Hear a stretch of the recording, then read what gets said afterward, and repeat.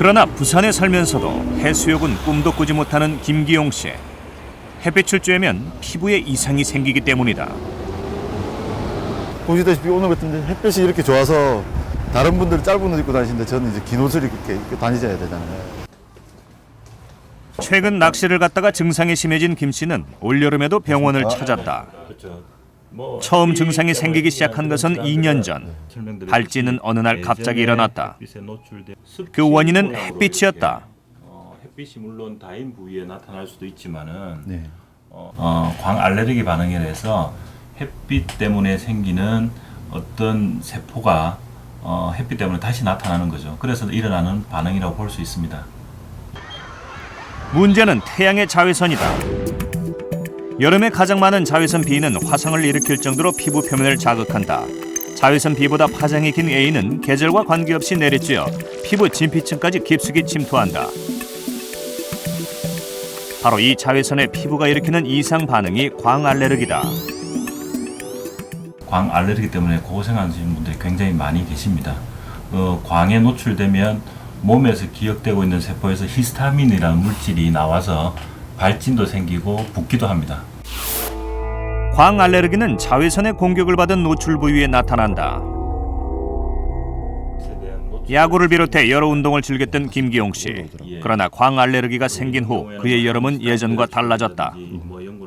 여름철 되면 더워서 이제 반팔이나 반바지를 입고 활동하고 싶은데 아무래도 햇빛에 노출되면 피부가 이제 증상이 올라온다는 거 본인 스스로가 아니까 아무래도 많이 조심스러워지죠.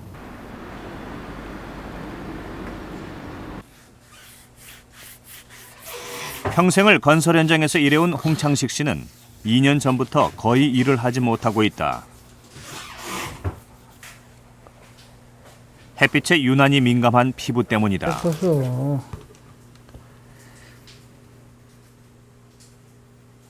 햇빛 뜬 데만 이렇게 되는 거야. 목도 그리고 이런 데 다 햇빛.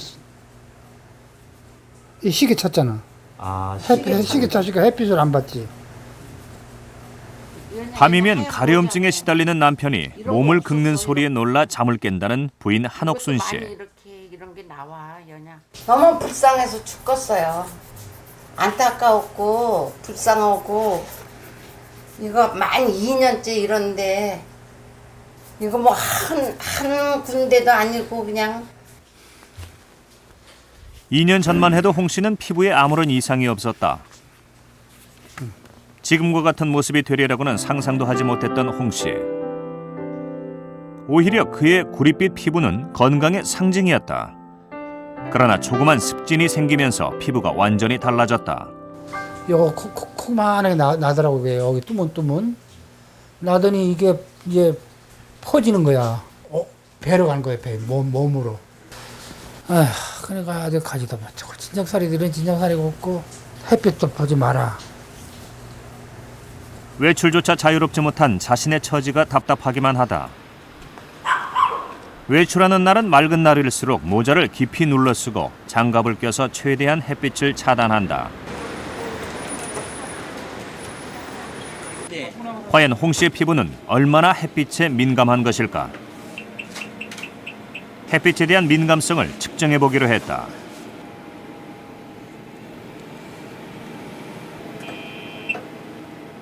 할아버지 햇빛에 이렇게 과민한 반응이 있으셔가지고 이제 햇빛에서 이제 그 자외선 B를 이렇게 저희들이 추출해서 이렇게 등에 쏘이면요 보통 사람들은 훨씬 더 낮은 용량에서 이렇게 빨개지는 반응이 일어나거든요. 그래서 그걸 검사하는 거예요. 검사 결과 홍 씨는 일반인들보다 빛에 민감하게 반응하는 광과민성 알레르기 환자로 확인됐다.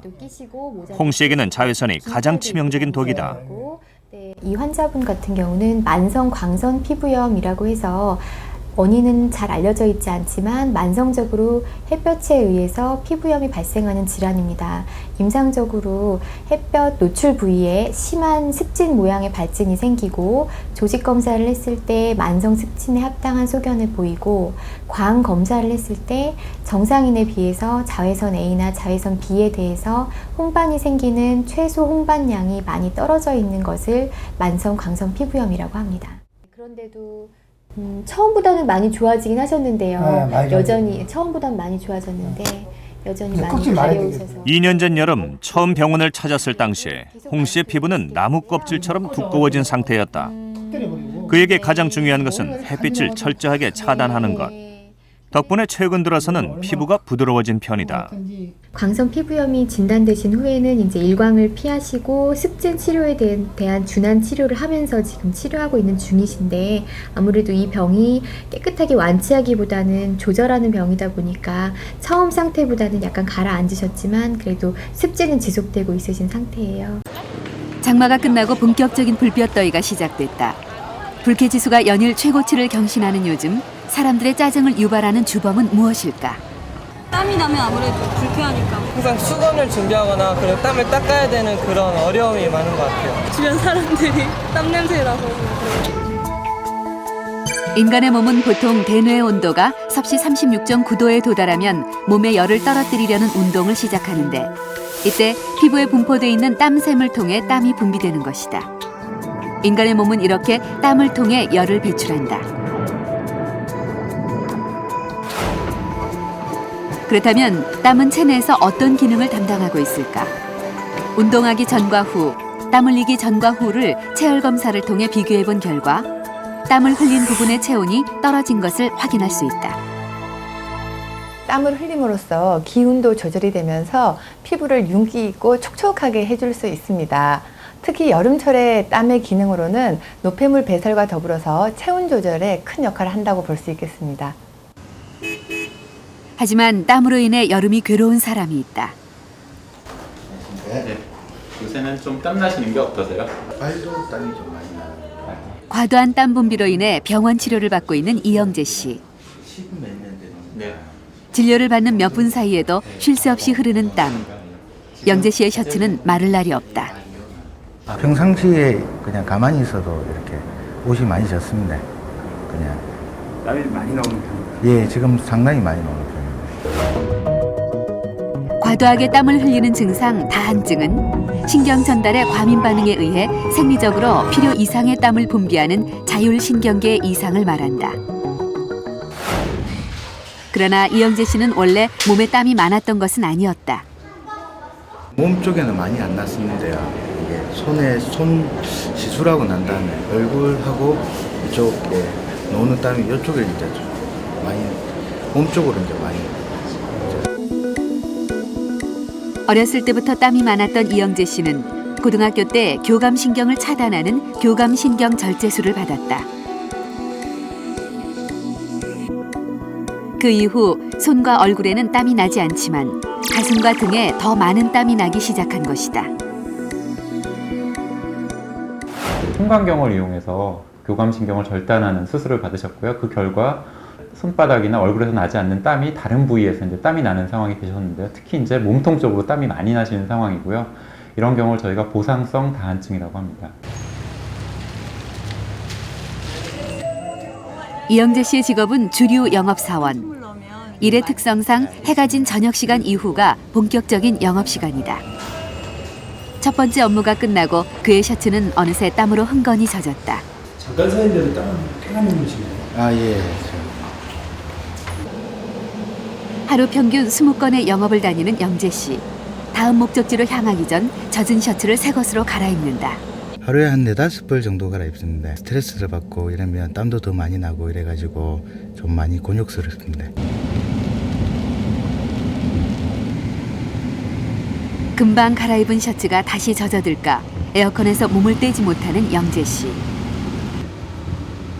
하루 수십 곳을 이동하며 일을 해야 하는 그에게 여름은 곤혹스럽기 그지없는 계절이다.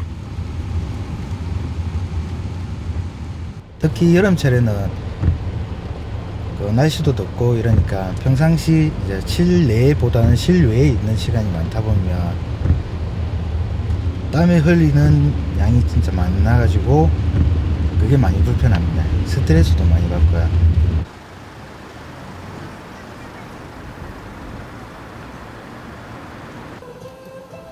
한창 꾸미고 싶을 나이 22살의 유재술 씨 역시 땀으로 고민이 많다. 손에 무언가 쥐기 무섭게 흘러내리는 땀 때문에 손에서 수건을 놓을 날이 없다는 그녀. 친구들 만날 때 손잡거나 또 남자친구 있었을 때 손잡고 다닐 때 너무 미안한 거예요, 남자친구한테. 그래서 좀 많이 그때 너무 미안해가지고 그때 이후로 고치고 싶다는 생각이 많이 들었어요. 친구들과 다정하게 손잡고 걷는 것이 어릴 적 꿈이었다는 유재술 씨. 보상성 다한증에 대한 두려움 때문에 섣불리 수술을 받을 수도 없었다. 지금 완전 어렵게 병원을 찾은 유재술 씨. 지금 만져봤을 때 정상인에 비해서 다른 사람에 비해서 많이 축축해져 있고 육안적으로 봐도 땀이 맺혀 있는 게 보이네요. 다한증은 운동을 하지 않은 상태에서 5분 동안 100mg의 땀이 나는 것을 기준으로 한다. 다한증 환자와 일반인의 차이는 육안으로도 쉽게 확인할 수 있다. 일반인과 다한증 환자의 손에 요오드 용액을 발라 말린 후 그 위에 녹말가루를 덧발라 보았다.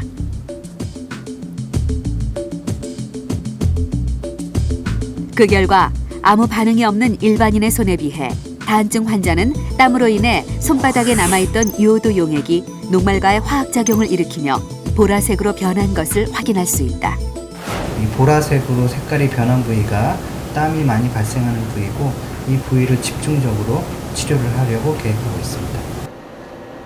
유재술 씨의 손 다한증 치료 방법은 바로 보툴리눔 톡신 시술법.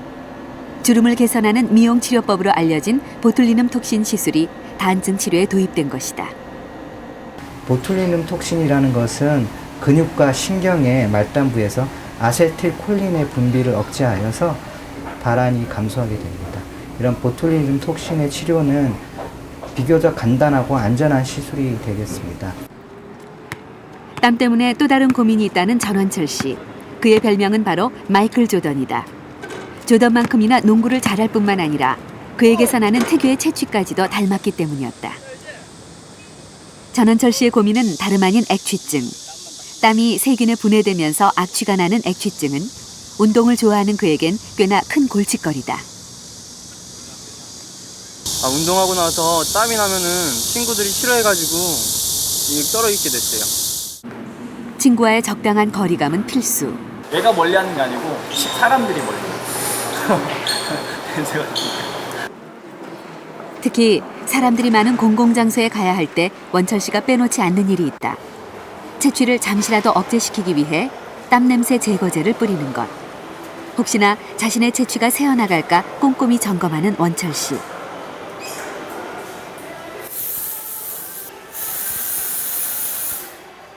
땀냄새 제거제는 여름철 그의 필수품이다.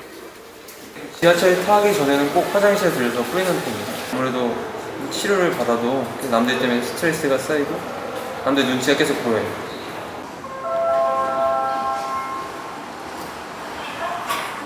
나름대로 철저한 대비를 마쳤지만 그는 사람들에게 쉽게 다가가지 않는다.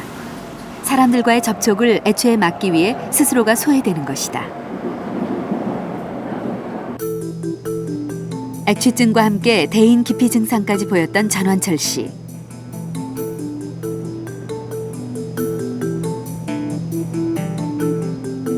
수개월 전부터 꾸준한 치료를 받아왔고 현재 증상은 어느 정도 완화됐다. 액취증 치료에는 겨드랑이 부위에 레이저를 쏴 땀샘을 파괴시키는 레이저 시술이나 절연침을 이용해 땀과 액취를 유발하는 아포크린선을 파괴하는 시술처럼 다한증 치료와 마찬가지로 땀 자체를 억제시키는 치료법이 사용되고 있다. 원철 씨는 액취증 치료와 더불어 자신감도 함께 회복하는 중이다. 되게 사소한 건데 그냥 뭐랄까 뭘 하더라도 좀 더 긍정적으로 하고 좀 더 먼저 나서서 하게 되고 좀 더 적극적으로 바뀐 것 같아요. 시술을 받고 난 다음에.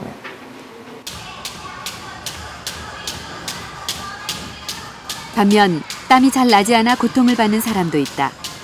다부진 몸의 한서엽 씨는 불과 몇 개월 전까지 운동은커녕 몸을 움직이는 일조차 고통스러웠다고 한다. 이렇게 운동을 하며 땀을 흘리는 것이 그렇게 힘든 일인 줄 몰랐다는 서엽 씨. 그는 체온이 올라가거나 스트레스를 받으면 몸에 통증을 동반한 두드러기가 일어나는 콜린성 두드러기 환자였다. 콜린성 두드러기는 체온이 섭씨 1도 올라가면서 생성된 체내의 독성 물질이 모낭의 세포를 자극하면서 히스타민을 분비해 두드러기가 일어나는 것으로 알려져 있다.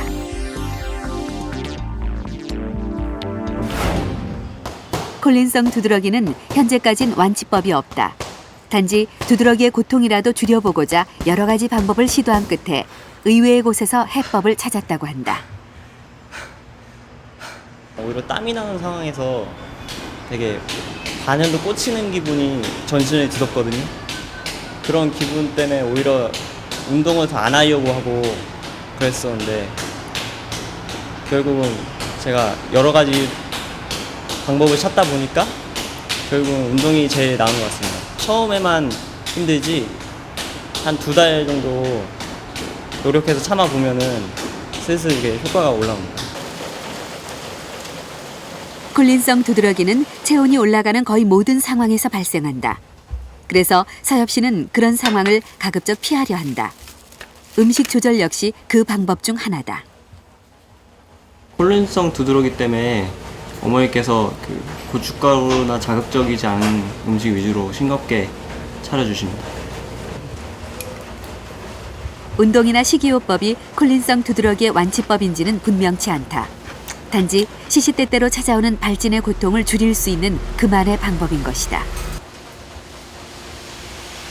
가만히 있어도 열이 오르는 요즘, 서엽 씨 방의 선풍기는 24시간 항상 가동된다. 여기에 몸이 건조해지지 않도록 보습에도 항상 신경 쓰고 있다.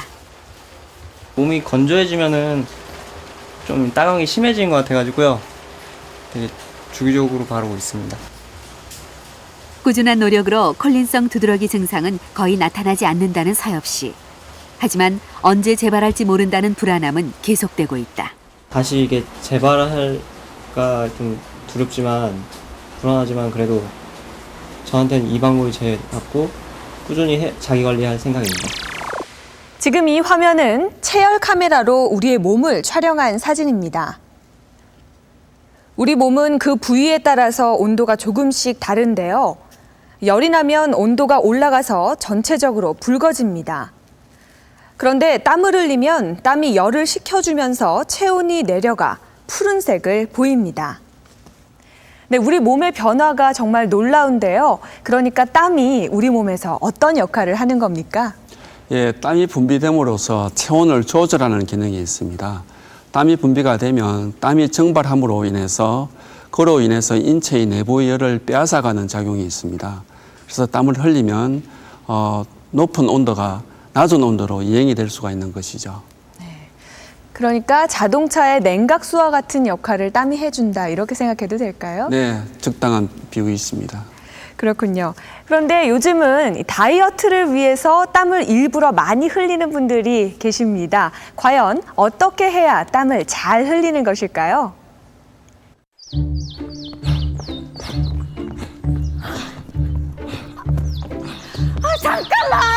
잠깐만요.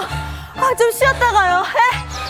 이렇게 한여름에 땀을 흘리는 거 운동이 아니라 고문이다, 고문. 그래도 땀을 내줘야 건강하대잖아. 꼭 이렇게 땀을 내서 운동해야 돼? 나 숨쉬기 운동도 힘들어하는 거 알잖아. 에이그, 그러니까 맨날 뱃살 이렇게 찌는 거잖아. 그러면 우리 찜질방 가서 사우나 하자. 거기는 가만히 앉아만 있어도 땀이 흐르잖아. 이게 무슨 고생이냐고. 운동 후에 흘리는 땀과 사우나에서 흘리는 땀은 어떤 차이가 있을까요? 예, 땀 성분의 차이를 보이는 이유는 땀을 흘릴 때의 그 발한 양과 발한 속도에 따라서 차이가 생기게 됩니다. 그래서 운동을 할 때에 땀을 흘리는 속도나 양, 그 다음에 사우나를 했을 때의 땀을 흘리는 속도나 양에 따라서 그 차이에 의해서 땀의 성분이 차이가 있다고 볼 수 있습니다. 그래서 땀을 흘릴 때 어떻게 보면 무기질도 배출이 되고 노폐물도 배출이 됩니다. 그래서 어떤 땀이 좋은 땀이다 이렇게 해서 결론을 내리기는 어려울 것 같습니다. 운동 시 땀과 사우나 시의 땀을 굳이 비교해 본다면은 우리 몸을 건강하게 해주는 운동을 할 때의 땀이 더 값지다고 할 수 있습니다. 그래서 이 이쪽에 반복적으로 생기는 매주 수요일에 열리는 아토피 교실. 이곳을 찾은 사람들에게는 한 가지 공통점이 있다. 여름에는 건조가 그렇게 큰 땀 때문에 심해진 가려움을 호소하는 사람들이다. 게 하나의 큰 축인 가려움증이 되는 거죠. 아토피 초기 증상을 보이는 아이들의 상태가 여름철에 더 악화되는 것도 바로 가려움 때문이다. 이제 접히는 부분이 땀 때문에 좀 많이 심해지더라고요. 물걸레 청소도 자주 하시면 더 좋고. 아토피 환자들에게 여름나기는 또 다른 시련이다. 프로토픽이나 엘리델 때문에 해서 생길 때마다 눌러주는 효과를 사용하시면 됩니다. 흔히 아토피 피부염은 건조한 피부라고 해서 겨울에 많이 악화된다고 알려져 있고 겨울에 환자가 급증하는 걸로 알려져 있습니다. 하지만 실제 환자를 볼 때 여름에 땀이 나거나 열이 많이 나서 아토피 피부염이 악화되는 환자들이 많이 늘고 있습니다. 어떻게 잘하세요? 방송 타보신 분 같은데. 올해 초등학교 5학년이 된 은지도 아토피 때문에 방과 후 병원을 찾았다. 먹게 그렇게 처방을 드릴게요. 아토피가 더 심해졌기 때문이다. 학교에서 이제 여름에 날씨가 더워지면서 이제 반팔을 입어야 되잖아요. 근데 그때쯤 되면 항상 더 심해지는 거예요. 이제 땀도 나고 뭐 이러면서. 3년 전 은지가 이곳을 처음 찾은 때도 여름이었다. 그 후로도 은지는 매년 6월부터 8월까지 여름에만 병원 치료를 받고 있다.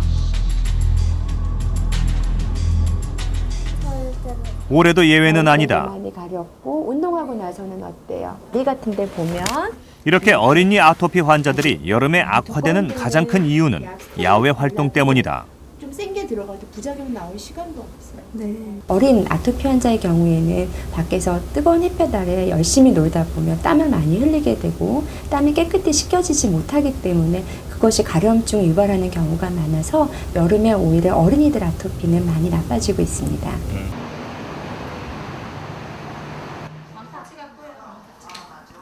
동생과 함께 딱지치기 삼매경에 빠져있는 6살 한솔이. 아토피를 앓고 있는 한솔이를 제일 괴롭히는 것은 가려움이다. 작은 딱지로 하면 안 돼? 오빠 시원해 그러고. 아니. 장마철이 되면 저희 일반적인 사람들도 뭐 땀으로 인해서 막 더워하잖아요. 그런데 아토피 증상을 갖고 있는 아이들은 더 막 땀 접히는 부분이나 일반적인 그런 땀으로 인해서 가려움증을 많이 호소하고 있어요. 그래서 밤에 잠을 못 이룰 정도로 막 가려하고 있거든요. 그런 것 때문에 이제 아이가 제일 많이 힘들어하고 있습니다. 낮잠 자는 동안에도 한솔이는 끊임없이 가려움을 호소하며 괴로워한다.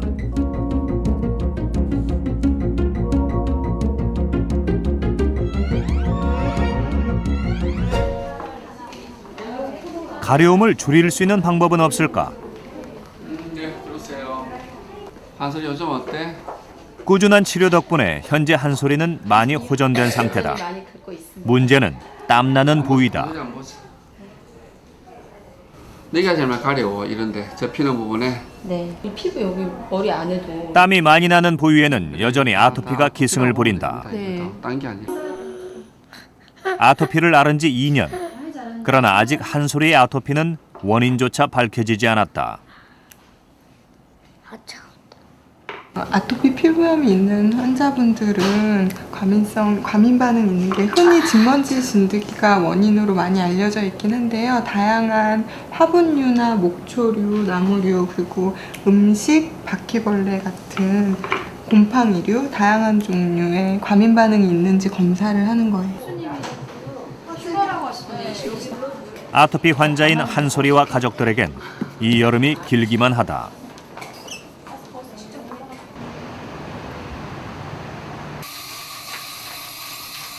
외출 후 집으로 돌아오면 한솔이 엄마가 제일 먼저 하는 일은 목욕물 준비다.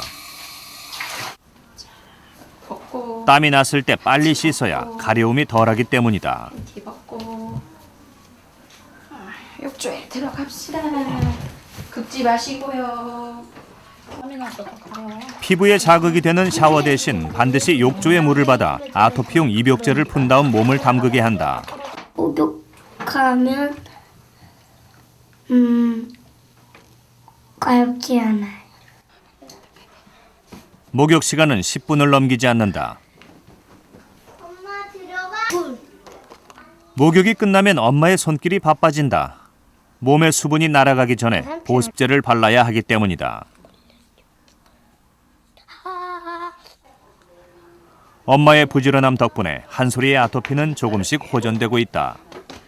보습하는 것도 장마철에 더 신경을 많이 쓰게 되는 게요. 땀을 분비가 많기 때문에 아이가 가려움증으로 호소를 많이 해요. 그래서 이제 거의 더 많이 보습도 많이 해주고. 여름철 피부 질환은 노출 부위만이 아니다. 대부분의 사람들이 꼭꼭 숨기는 질환이 있다.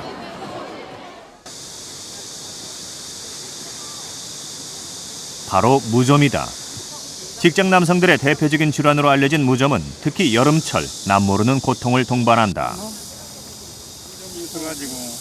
잘 때도 막 저녁에 일어나서 막 간질 정도로야. 잠을 설칠 정도로 해도.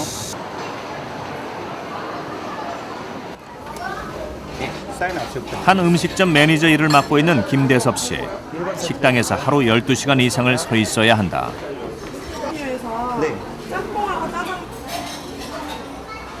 일하면서 가장 불편한 것은 구두 속 발이다. 붐비던 저녁 식사 시간이 끝난 뒤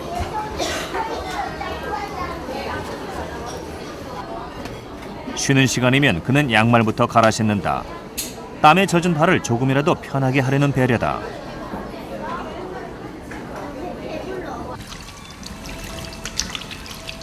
양말을 2-3개씩 가지고 다니면서 갈아 신긴 한데 되게 편하다고만 할 수는 없죠. 그래서 원체 제가 서 있는 일을 하다 보니까 그런 게 좀 애로사항이 많더라고요.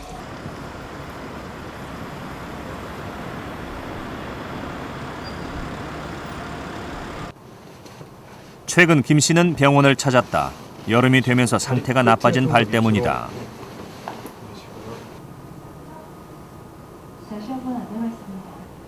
딱딱하게 굳은 살이 박힌 발바닥에는 여기저기 각질이 벗겨지고 있다.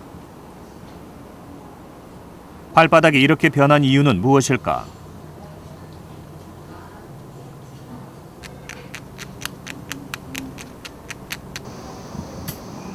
발바닥에서 채취한 각질을 현미경으로 분석한 결과 곰팡이의 일종인 피부 사상균이다.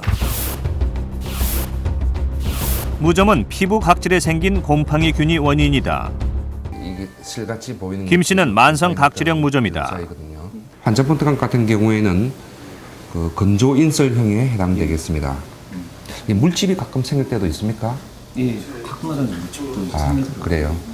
바른 연고는 무좀은 꾸준한 치료와 관리가 필요하다. 무좀이 생기면서 그는 발닦이도 가족들과 따로 사용한다. 가족들이 감염되는 것을 막기 위해서다. 쉬는 날이면 구두를 신지 않고 최대한 발을 쉬게 한다. 가려움과 통증은 무좀 환자들만이 아는 고통이기 때문이다. 뭐 이렇게 해서 하자면은 막 이게 아픈 거를 참지 못하겠으니까. 불치병이 아닌데도 불구하고 무좀은 여름철 대표적인 국민 질환이 된 지 오래다.